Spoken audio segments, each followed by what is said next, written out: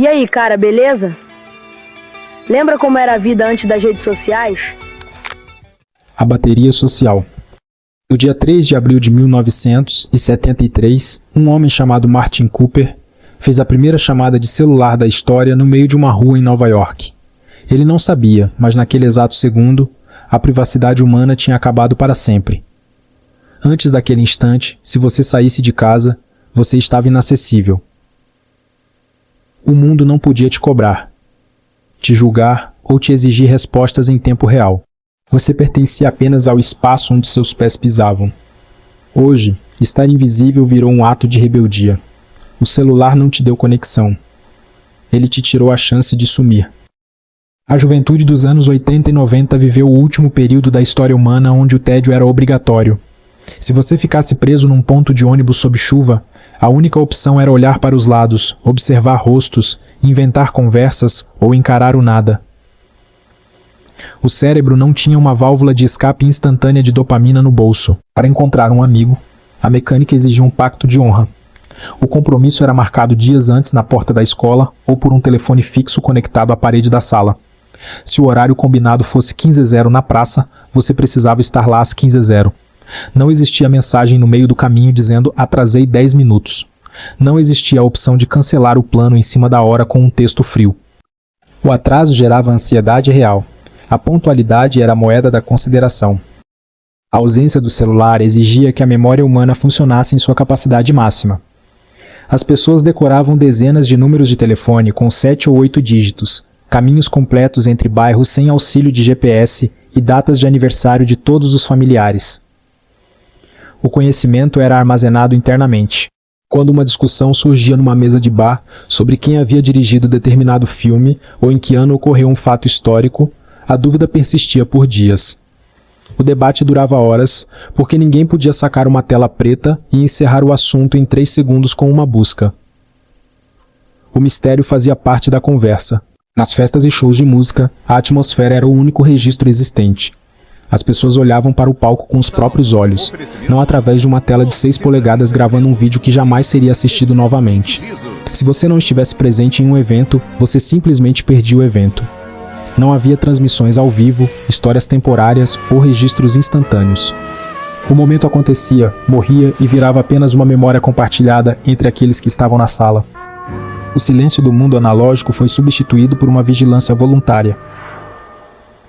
A humanidade trocou a presença real pela ilusão do acesso infinito, e o preço cobrado foi a própria capacidade de estar sozinho, a inacessibilidade. No verão de 1988, se um profissional saísse do escritório às 6 horas da tarde, o trabalho morria rigorosamente às 6 horas da tarde.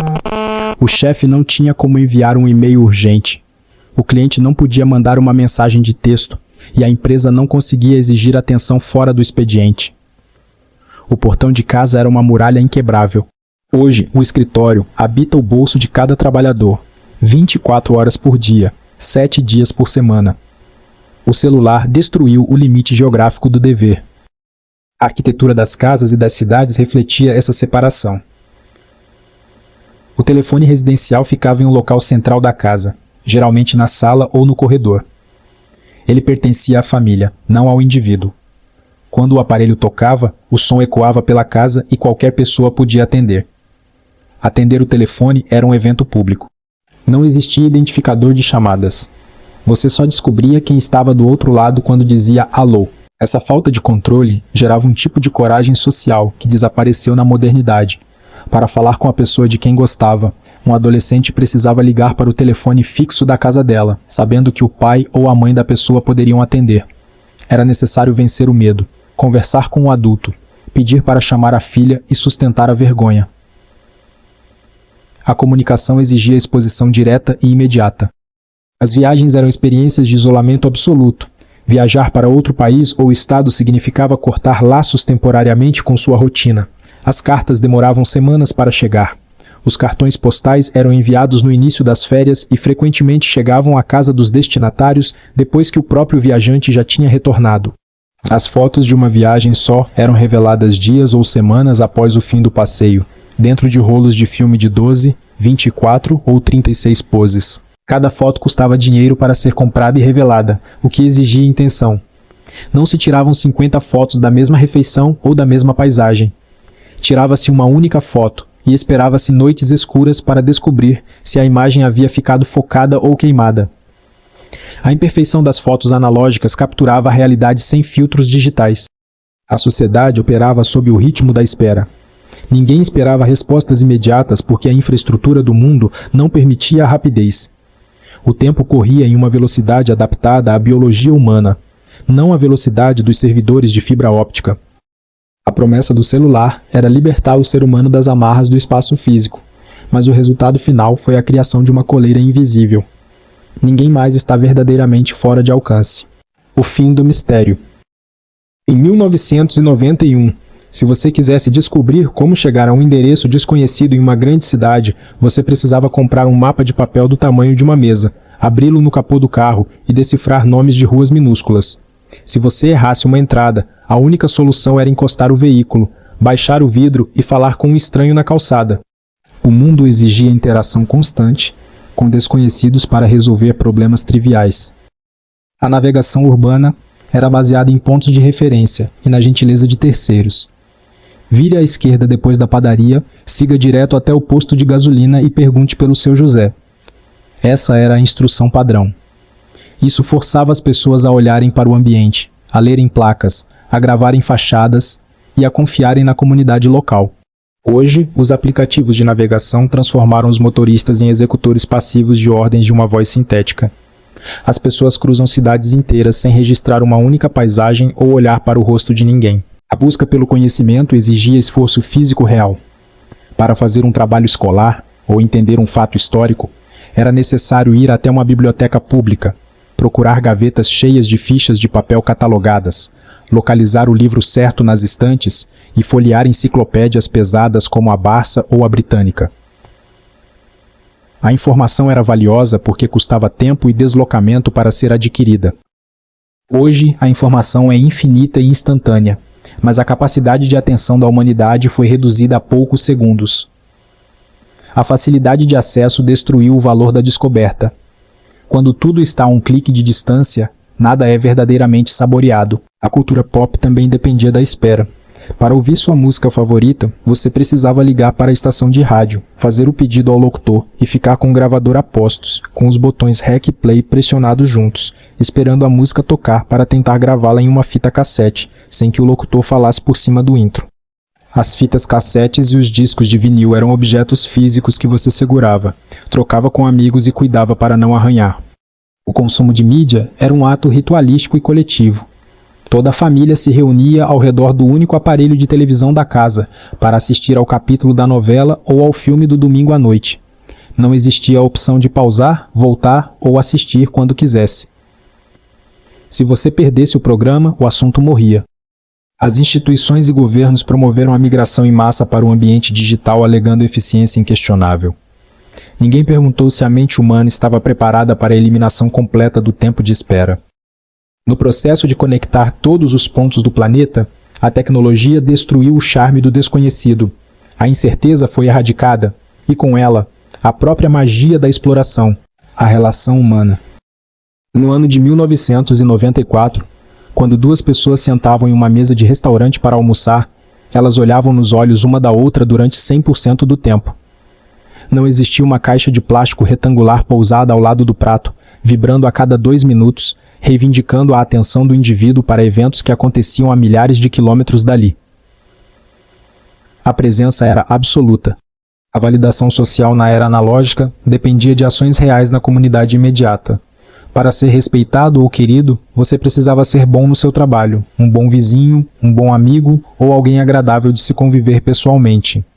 O conceito de curtidas, seguidores ou aprovação de milhares de estranhos em um feed não existia nem nas obras de ficção científica mais distópicas. A estima pessoal era construída na convivência direta. A introdução do celular transformou a busca por aprovação em um mercado quantificável. A contagem de reações numéricas substituiu o abraço real, a risada sincera e o aperto de mão. O ser humano passou a performar sua própria vida para uma audiência invisível, em vez de simplesmente vivê-la. O tédio da infância gerava verdadeira criatividade. Sem telas para entreter os olhos das crianças durante viagens de carro ou salas de espera de consultórios médicos, elas eram forçadas a olhar pela janela, a inventar jogos mentais, a desenhar no papel ou a ler livros físicos. A mente infantil tinha espaço para vagar, fantasiar e construir mundos internos complexos. As brincadeiras de rua dependiam do mundo físico. O ponto de encontro era o topo da ladeira, a quadra do bairro ou o quintal de casa. As interações sociais ensinavam negociação, resolução de conflitos, empatia e limites corporais na prática. Se um grupo de crianças brigava durante um jogo de futebol de rua, elas precisavam resolver o problema ali mesmo, face a face, para que a brincadeira pudesse continuar. Não existia o botão de bloquear ou denunciar. A solidão antes do celular era uma experiência diferente. Era um estado físico e temporário, não uma sensação crônica vivida no meio de uma multidão digital. As pessoas sabiam ficar em silêncio com seus próprios pensamentos sem a necessidade compulsiva de preencher cada segundo de pausa com estímulos visuais rápidos. A sociedade médica e educacional ignorou os sinais claros da mudança drástica de comportamento das novas gerações. Liberaram o acesso irrestrito às redes sociais nos telefones sem medir as consequências emocionais. A hiperconexão prometeu aproximar as pessoas que estavam distantes, mas acabou afastando brutalmente aquelas que estavam sentadas na mesma mesa. O celular deu o mundo ao ser humano, mas roubou sua capacidade de se conectar com o presente. O grande padrão. No dia 9 de janeiro de 2007, Steve Jobs subiu ao palco em São Francisco e apresentou o iPhone ao mundo. Ele vendeu o aparelho com uma fusão perfeita de 3 produtos: um iPod de tela sensível ao toque, um telefone revolucionário e um navegador de internet sem precedentes. A multidão aplaudiu de pé. Ninguém naquele auditório percebeu que estava presenciando o nascimento da maior ferramenta de captura de atenção já criada pela engenharia humana. A transição da vida analógica para a vida digital não ocorreu de forma gradual ou consciente. Foi um golpe de estado silencioso sobre a percepção humana. Em menos de 2 décadas, hábitos construídos ao longo de milênios de evolução foram varridos e substituídos por algoritmos desenhados por psicólogos comportamentais para manter o cérebro em um loop infinito de dopamina. As cabines telefônicas nas calçadas das grandes cidades viraram peças de museu ou foram vandalizadas até o esquecimento. Os mapas de papel acumularam poeira nos porta-luvas dos carros até serem jogados no lixo. As enciclopédias de capa dura foram vendidas como papel velho. As fitas VHS e os CDs perderam o valor.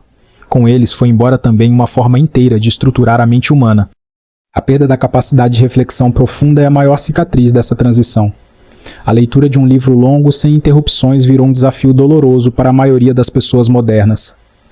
O cérebro, acostumado à rolagem infinita e vídeos de 15 segundos, perdeu a paciência para o raciocínio complexo, para a contemplação e para a assimilação lenta do conhecimento. A privacidade tornou-se uma relíquia do passado. Onde antes existia o anonimato de caminhar por uma rua sem ser rastreado, hoje existe uma rede global de dados que registra cada passo, cada compra, cada pesquisa, cada palavra dita perto do microfone do aparelho e até o tempo que seus olhos demoram sobre uma imagem na tela. O ser humano voluntariamente pagou pela própria vigilância com a moeda da conveniência. A geração que viveu a transição entre esses dois mundos guarda uma melancolia difícil de explicar para os mais jovens. Não se trata apenas de nostalgia por brinquedos velhos ou músicas antigas. É a saudade da sensação física de ser livre. A saudade de um tempo em que o mundo era grande, misterioso e calmo. O aparelho que prometeu colocar o conhecimento do universo no seu bolso terminou por trancar o usuário dentro de si mesmo. As redes continuam cheias de ruído. As telas continuam brilhando no escuro, mas a voz do homem que em 1973 fez a primeira chamada na rua nova-iorquina já não pode ser ouvida acima do barulho das notificações.